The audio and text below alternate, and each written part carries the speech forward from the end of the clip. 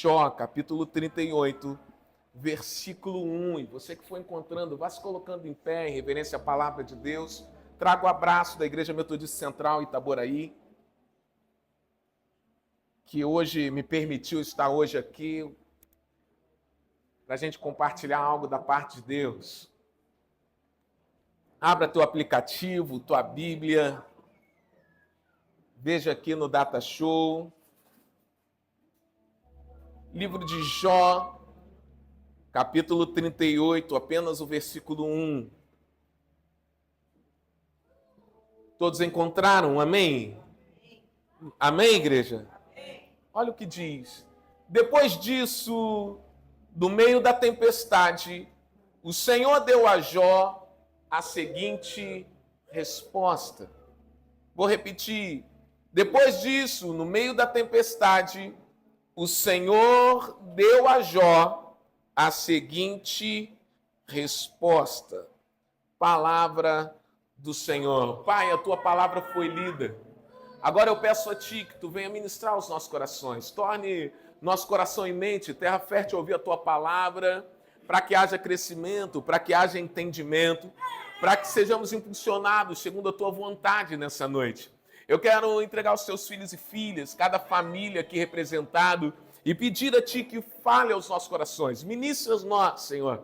Senhor, precisamos ouvir a tua voz, precisamos ser direcionados por ti, precisamos ser conduzidos pela tua presença. Então, nessa noite, fale aos nossos corações, gerando propósito, gerando direção, como bússola que tu és para nós. Então, conduza-nos nessa noite, em nome de Jesus. Amém e amém. Você pode sentar. Eu queria falar com você sobre, em meio à tempestade, Deus fala. Você pode repetir isso comigo? Em meio à tempestade, Deus fala. Para começar, está muito bom. Agora repita comigo. Em meio à tempestade, Deus fala. Quando nós falamos em tempestade, nós podemos falar de duas formas. A primeira no seu sentido literal, seu sentido real, porque tempestade tem o seu significado em tormenta, agitação. É um fenômeno atmosférico marcado por ventos fortes, chuvas ou até granizos. Ela pode durar um pouco tempo, mas ela pode durar bastante tempo. Ou seja, uma coisa eu tenho certeza, que quando a tempestade chega, ela faz um estrago. Repita comigo, a tempestade, ela tem o poder de fazer um estrago. Vira a pessoa do teu lado e fala assim, cuidado com a tempestade. Há uns 10 anos atrás, eu pastoreando em Cabo Frio, pastoreando na igreja metodista ali no Caiçara, a igreja ela é cheia de blindex, então dentro do templo você tem a visão de tudo que está acontecendo fora. E eu estava ministrando a palavra, o dia estava tranquilo, de repente o tempo fechou, a chuva desceu de uma forma tão forte que eu confesso que eu fiquei assustado. As pessoas dentro do templo ficavam olhando um para o outro, sem saber o que fazer, se iam lá no estacionamento ver o seu carro, se ficavam dentro do templo. Algo estava tão desesperador, mas eu continuei ministrando a palavra, terminei ali, quando vi naquele dia até granizo caiu, aonde houve avarias no meu carro. Ficamos esperando um pouquinho aquela chuva que veio com tanta intensidade, mas acabou também muito rápido. Ficamos ali conversando e esperando. A Joaquim Nogueira, árvores chegaram a cair na Joaquim Nogueira, ou seja, alagou, subiu a água na rua da igreja. As coisas realmente ficaram complicadas, ficaram muito difíceis.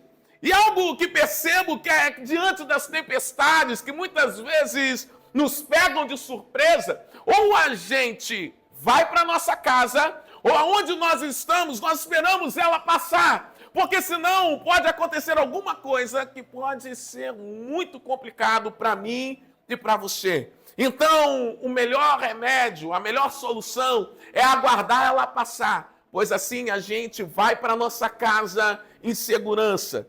A segunda forma que podemos falar em tempestade é no seu sentido figurado. E nós, na igreja, nós falamos muito isso. Nós, como cristãos, nós temos o hábito de usar essa palavra que tanto se encontra na Bíblia de forma literal, mas também a gente usa deserto, a gente usa crise, a gente usa tempestade para dizer, olha, a situação está complicada, o tempo virou, as coisas ficaram difíceis, eu não sei como lidar, as coisas estão tão complicadas, a tempestade chegou que agora eu não sei o que fazer. Só Deus para mudar esse quadro. Nós acabamos de louvar ao Senhor aqui. A tempestade, eu falei, é de tempestade mesmo, a tempestade vem, deixa a gente maluquinho, a gente não sabe o que fazer, o negócio fica difícil, e aí a gente tem que apelar para Deus trazer resposta para nós, para que o quadro seja alterado, para que o quadro seja mudado, e a gente veja a mão do Senhor ser sobre a nossa vida, para que algo novo se estabeleça. A gente vê isso. Agora o livro de Jó nos expõe uma forma muito clara, no capítulo 38, versículo 1. Deus falou em meio à tempestade. Quão difícil é nós ouvirmos a voz de Deus em tempos difíceis. Quão difícil é nós ouvirmos a voz de Deus enquanto a tempestade chega, porque em meio à tempestade nós ouvimos muitas vozes. Vozes que muitas vezes nos tiram do eixo. E a gente não sabe como lidar com elas. E diante da tempestade, nós precisamos ouvir a voz certa. Porque a voz certa se torna bússola para nos levar a um destino ao qual o Senhor tem para nós. Essa é a grande verdade. Essa é a realidade. Deus falou em meio à tempestade. Outras traduções dizem que Deus falou em meio ao redemoinho. O redemoinho. Agora, diante mesmo dessa tempestade ou dessa crise que muitas vezes nós vivemos, nós precisamos encontrar um lugar seguro para aguardar ela passar. E a grande questão é qual é o lugar seguro para você? Vira a pessoa ao teu lado, pergunte a ela qual é o lugar seguro para você? Qual o lugar seguro para você? Jó reproduz uma história de alegria e frustração, sucesso e derrota. Um homem que tinha claro suas convicções, chegou o momento de ser testado e aprovado. Quando olhamos para a história de Jó, no início do seu livro, nós vemos uma família sólida, que gostava de festas, era considerada uma das famílias mais ricas para aquela terra.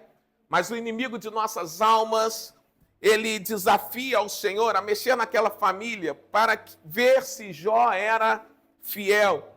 E entendo esse questionamento do inimigo, porque nós, quando estamos vivendo um momento bom, quando nós estamos com as coisas tudo no lugar, é fácil a gente falar que Deus é com a gente, é fácil a gente falar que Deus, a toda honra, a toda glória, mas quando o negócio aperta, é difícil a gente assumir assim, olha, o Senhor está comigo. Por quê? Porque o que a gente acha quando a tempestade chega é que o Senhor nos abandonou, é que o Senhor esqueceu de nós. Então, quando o inimigo desafia o Senhor a mexer em Jó, em sua família, ele está dizendo assim, ei, ele vai fracassar, ele não vai continuar honrando o teu nome. Por quê? Porque é fácil honrar o teu nome quando as coisas estão bem, mas quando o negócio aperta, eu quero ver se ele vai continuar dessa forma. Eu quero ver se ele vai continuar quando a tempestade chegar. E aí, amados, a gente precisa entender que não importa a tempestade, Deus não nos abandona jamais. Ela pode chegar, mas nos abandonar jamais. O Senhor sempre está conosco. Ele é aquele que não nos abandona. Ele é aquele que em meio à tempestade ele fala, ei meu filho, eu estou contigo em meio a ela. Marcos capítulo 4, 35, 45, fala que Jesus estava no barco em meio ao mar da Galileia. A tempestade chega, os discípulos ficam desesperados, mandam chamar Jesus, porque Jesus estava dormindo. Repita comigo, Jesus estava dormindo, mas ele estava no barco. Ele estava dormindo, mas ele estava no barco. E o que acontece é que os discípulos ficam desesperados e mandam chamar Jesus. Jesus se levanta, vai na polpa do barco, fala, repreende os ventos. O mar se acalma. Ele vira para os discípulos e fala assim, ei, por que vocês estão assim tão tímidos, homens de pouca fé? Talvez falando hoje, estava falando assim, rapaz, vocês não estão sabendo que eu estou aqui no barco, a tempestade pode chegar, mas eu estou com vocês, vocês não estão sozinhos não, rapaz. Deixa eu dormir. Estão preocupados com o quê, irmão? Estão preocupados com o quê? Não fique preocupado. Eu estou no barco. Não fique preocupado. A tempestade pode chegar, mas você não está sozinho. Eu estou contigo. Porque a gente acha que tudo são flores, né? A gente acha que a gente vai se tornar super-homens, super-mulheres, que a gente não passa por dificuldade, que a gente não passa por problemas, que a tempestade não chega para aquele que crê no Senhor Jesus. Deixa eu te falar uma coisa, meu irmão. Não é esse evangelho que eu creio. Eu creio no evangelho que a tempestade chega, a tempestade vem, mas o Senhor, Ele caminha junto com a gente e fala assim, meu filho, vem você, eu tenho segurança. Fica do meu lado, porque em ti, comigo, você vai passar por tudo que está acontecendo. É isso que eu creio.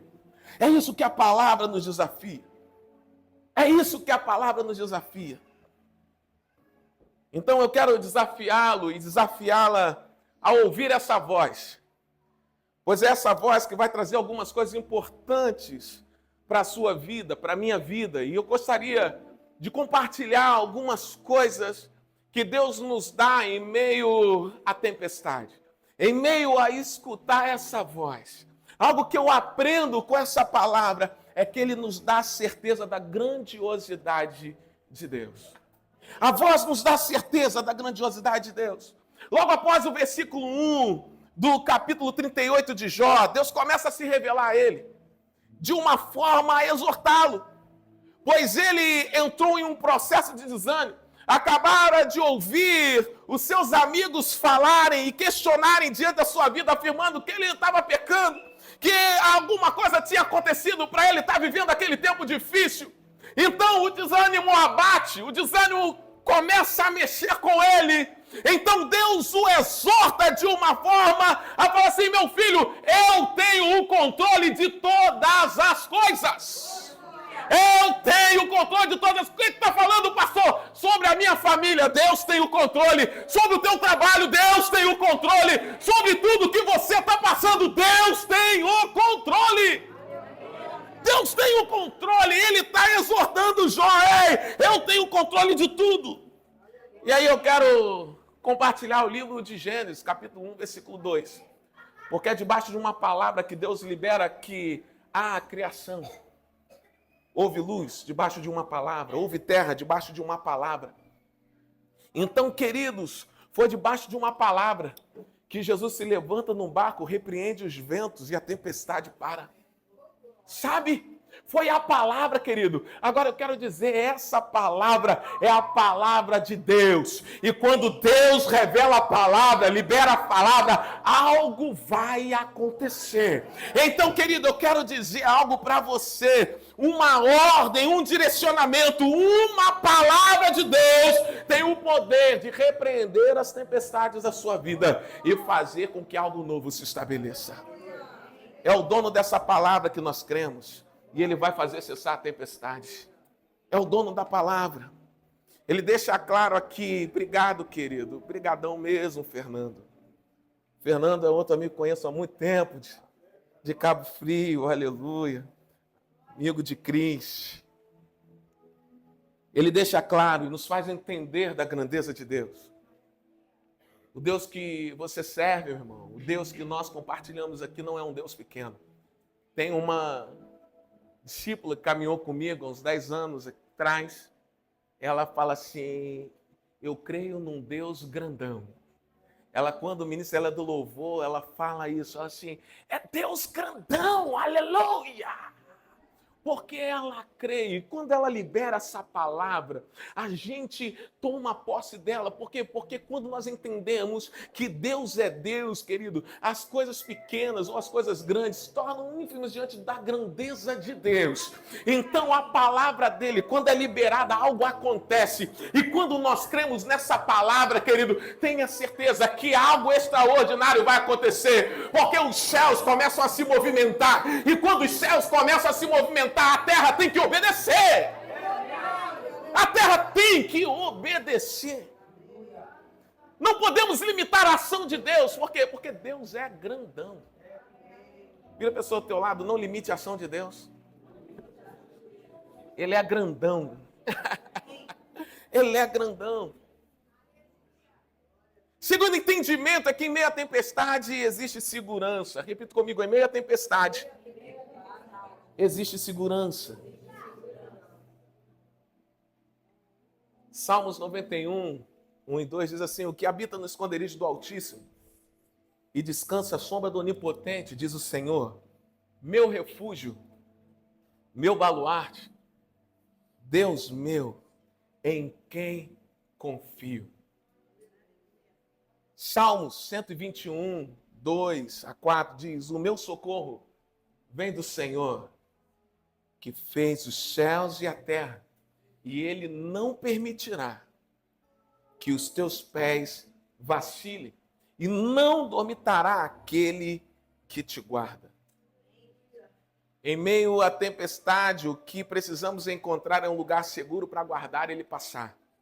Não tem como lutar contra ela, temos que aguardar o seu tempo. Então, se estamos na rua, procuramos ir embora para nossa casa, ou simplesmente procurar uma marquise, procurar um lugar seguro para esperar a tempestade ir embora. É assim. Não sei quem pode falar melhor sobre segurança do que Davi, um homem que foi perseguido por rei Saul, um homem que teve os seus altos e baixos. Não é à toa que Salmo 23, ele diz: o Senhor é o meu pastor e nada me faltará, ele me faz repousar em pastos verdejantes, guia-me pelas veredas da justiça por amor do teu nome, ainda que eu ande pelo vale da sombra da morte, eu não temerei mal nenhum, porque o Senhor está comigo. Davi, ele passou os seus altos e baixos, ele foi perseguido por Saul, ele pensou até em morrer, foi parar na caverna de Adulão, desistiu de tudo, mas o Senhor foi lá, falou com ele: ei, meu filho, não é aí que eu te quero, sai daí da caverna. E aí diz a palavra que ele se torna chefe de os valentes de Davi, até se tornar rei em Israel, gerando unidade, gerando unificação do reino do norte e do sul que estavam divididos. Assim, trazendo a arca da aliança para o lugar que nunca devia ter saído, que é símbolo da presença de Deus, porque existia propósito para Davi. E Davi, querido, ele tem muito claro na sua caminhada quem ele era. Ele sabia que tudo que estava acontecendo, se ele não depositasse a confiança no Senhor, ele ia se perder. Então não é à toa que ele diz assim: olha, o meu socorro vem do Senhor, aquele que habita no esconderijo do Altíssimo, a sombra do Onipotente descansará. A nossa segurança não está pautada em homens, mas no Senhor, que é grandioso, e ele nos guarda. O Senhor é quem nos guarda, irmãos. O Senhor é quem nos guarda. Guerra bateu no trabalho, é o Senhor que te guarda. Guerra bateu na igreja, é o Senhor que te guarda. A guerra bateu no trabalho, na casa, na sua casa, é o Senhor que te guarda. Não adianta a gente querer ficar se justificando, é o Senhor que nos guarda. Você tem um advogado. Vira a pessoa ao teu lado, você tem um advogado. Tem um louvor que eu brinco muito, né? Meu advogado é o meu Senhor, ele me... O quê? Defende do acusador e papapá. E essa é a realidade, irmãos. A gente fica querendo justificar o injustificável, porque não é o homem que nos justifica, é Deus. A gente fica tentando resolver problemas que não é a gente que vai resolver, é Deus. A gente precisa entender que quando a tempestade vem, só o Senhor tem o poder, debaixo de uma palavra, a mudar qualquer tipo de realidade que eu e você nos encontramos. A gente precisa entender que as circunstâncias que muitas vezes nos tira do chão, é Ele que vem, quem vai colocar o chão para a gente continuar caminhando. É Ele quem vai continuar. O Senhor é quem te guarda. Terceiro entendimento com a palavra é que em meio à tempestade existe descanso. Repita comigo, em meio à tempestade existe descanso. Se você está em segurança, você descansa. Pois também atrelamos a palavra descanso, além de segurança, confiança. Tem sentimentos que tentam nos definir quando o negócio aperta, ou quando a tempestade chega. Tem sentimentos que tentam mexer com a gente de uma forma que, se a gente não vigiar, a gente vai fracassar. A ansiedade, por exemplo, é algo que tenta nos limitar. O medo é algo que tenta nos paralisar. São sentimentos que vêm junto com a tempestade que, se a gente não vigiar e confiar no cuidado de Deus, a gente se perde no processo. E a gente sabe que a gente está no processo. A gente sabe que o processo faz parte da vida, porque eu e você somos obras inacabadas nas mãos do Senhor. E nós estamos pedindo ao Senhor: Senhor, nos ajude a construir a nossa história. Nos ajude a construir a casa. Porque se o Senhor não nos ajudar nesse processo da casa, tendo fundação forte, tendo estruturas fortes diante da tempestade, a gente vai desmoronar, a gente vai parar. Essa é a realidade. Então, diante da tempestade, tem sentimentos que nos pegam. Tem sentimentos que nos pegam de tal forma que tira realmente o nosso chão e a gente não sabe como lidar. A gente não sabe como reagir. E parece que a gente só encontra palavras para dizer assim: eu estou sozinho. Parece que tem 300 soldados ao teu lado, mas você acha que você está sozinho. Teu pastor está contigo, tua pastora está contigo, seus líderes estão contigo, mas você acha que está sozinho. Deus está contigo, mas você acha que está sozinho. Sabe por quê? Porque o inimigo bota uma cortina de fumaça na sua frente. E diante da tempestade, o Senhor está com a voz dele, liberando uma palavra, te direcionando. Mas você escuta tantas vozes que você não consegue ouvir a voz certa, a voz de destino, a voz de propósito. Por quê? Porque você está tão envolvido no imbróglio da tua vida e das tempestades da tua vida que você não consegue enxergar ou ouvir a voz certa. Ah, meu Deus. Em meio à tempestade, muitas vozes nós escutamos. Mas a voz que leva a um destino só existe uma. E é essa voz que nós precisamos ter claro para escutar e seguir. É essa voz. Êxodo 33, versículo 14, diz assim para a gente, numa palavra que Deus libera a Moisés. Respondeu o Senhor: eu mesmo o acompanharei e lhe darei descanso. É interessante que essa palavra ela é gerada num contexto muito complicado. Porque Deus fala para Moisés: Moisés, tira meu povo do Egito, eles estão lá na escravidão. O negócio está feio. É tempo de tirar o povo da opressão. Moisés chega e fala: Senhor, eu não sei falar, o negócio é complicado. Ele tem uma experiência com Deus. Ele fala assim, Deus fala com ele: olha, vai que eu serei contigo. E ele vai. E Deus começa a colocar pessoas para ajudá-lo. E ele sai, ele vai embora. Começa a caminhar. Tem um momento que ele vai subir ao Sinai.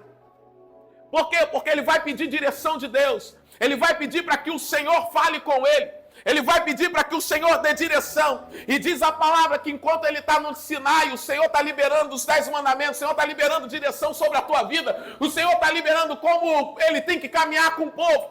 Mas no mesmo monte, no pé do monte, o inimigo está roubando todo o projeto de Deus, que Deus está liberando naquele monte. Porque o inimigo chega e dá uma direção para construir um bezerro. No mesmo monte. Enquanto Deus está liberando a palavra, o inimigo está roubando embaixo. E ali naquele momento eles se pegam naquela condição e Deus chega para Moisés e fala: desce porque o teu povo, não é o povo dele não, o teu povo está se corrompendo. Então Moisés desce diante daquele contexto, acaba com tudo que está acontecendo. E Moisés chega e começa a ter um diálogo com Deus. Senhor, não me permita sair daqui sem que a tua presença vá comigo. Eu não posso sair desse lugar, o versículo 15, sem que a tua presença vá comigo. Eu preciso de ti, eu dependo de ti. Não me permita ficar com esse povo, não. Eu falei lá no início que eu não sei caminhar com esse povo. Como que eu vou caminhar sozinho? Não dá. Não dá.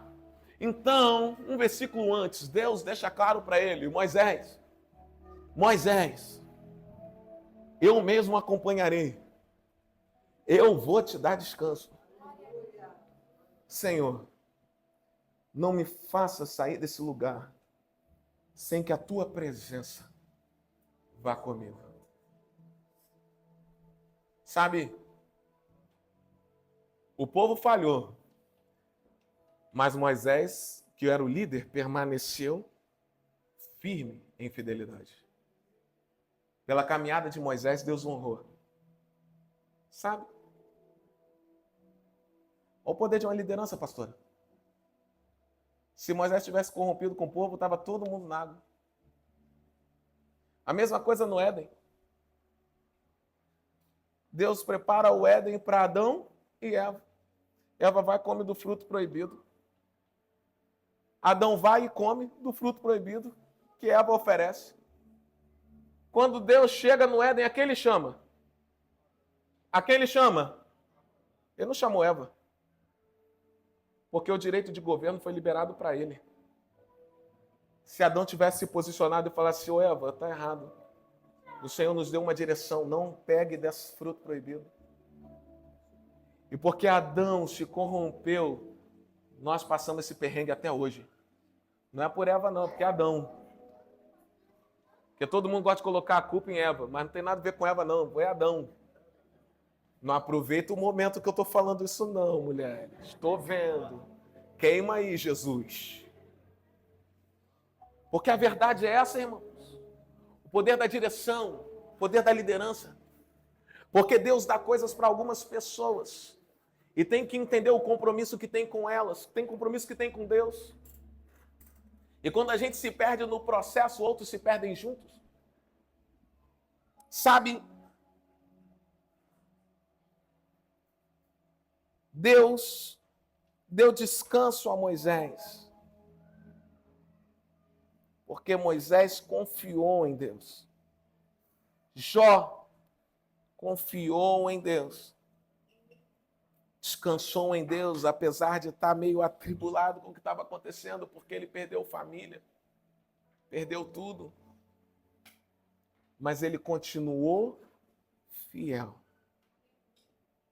E aí, amados, eu quero partir para o último ponto que diz que em meio à tempestade, tenha clareza e tenha certeza que ela vai passar. Vira a pessoa ao teu lado e fala assim, ó, tem certeza, a tempestade vai passar.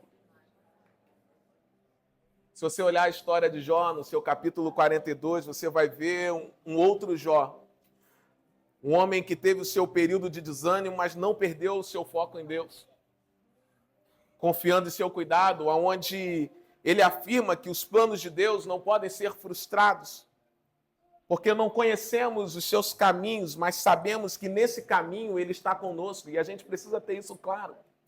A gente precisa ter isso claro. Jó teve tudo restituído em dobro, pois confiou e descansou em Deus. E aí eu quero concluir com você, compartilhando 3 pontos de forma muito rápida. Porque tem pessoas que acham que a fidelidade do crente é só em tempos de bonança. Foi esse o desafio do inimigo para Deus. Se eu tirar tudo de Jó e só não tocar nele, ele vai se perder no processo. Jó nocauteou o diabo, porque ele permaneceu firme com Deus. E permanecer firme não quer dizer que tenha momentos que a gente tenha desânimo, porque faz parte. Tem momentos que a gente chora, tem momentos que a gente pensa em desistir, tem momentos que a gente desanima sim, mas Deus nos faz trazer à memória aquilo que nos dá esperança e fala assim, olha, eu sou aquele que tem o controle de todas as coisas, permaneça firme. Segundo entendimento e conclusão é que a grande discussão dos amigos de Jó é que eles estavam passando, devido ao pecado. E muitas coisas que nós vivemos são consequências, sim, daquilo que nós plantamos. Mas tem coisas não, são permissão de Deus para que a gente cresça, para que a gente amadureça, porque faz parte do processo, faz parte da vida. Nós não somos lineares, nós temos os nossos altos e baixos. A gente tem que entender que nesse processo da vida, o que a gente precisa fazer é confiar em Deus, que Ele está conduzindo todas as coisas. Não é porque A pecou ou B pecou, não é porque eu errei ou porque não. É porque o Senhor está permitindo para que eu cresça, porque tem propósito nisso. Vira para a pessoa ao teu lado, fica tranquilo, porque tem tempestades que é para processo para crescimento. É processo para crescimento, querido. Então, no tempo certo, Ele vai liberar algo especial sobre a tua vida, que você vai ver algo extraordinário em Deus. E terceiro e último ponto da conclusão. Nunca esqueça que aquele que tem uma grande obra na nossa vida, ele é fiel para começar e terminar. Ele não faz nada pela metade. Ele começa e ele termina. Ele começa e ele termina. Ele não deixa nada pela metade. Então, não desista no meio da tempestade, irmão. Não desista no meio da tempestade. Procure abrigo nele, confie nele. Aguarde, pois após a tempestade, sempre vem um dia lindo. Sempre vem um dia lindo. Eu não sei vocês, quando a tempestade chega, a gente fica meio desesperado com ela. Quando ela passa, que ela vem durante o dia, parece que a gente vê um arco-íris e fala assim, rapaz, como é que pode? Loucura, como é que pode? O negócio estava feio, de repente agora a gente está vendo o arco-íris. A gente está vendo tudo lindo. Porque a gente olha para os céus, porque entende que nos céus tem algo sobrenatural que se chama Deus nos conduzindo.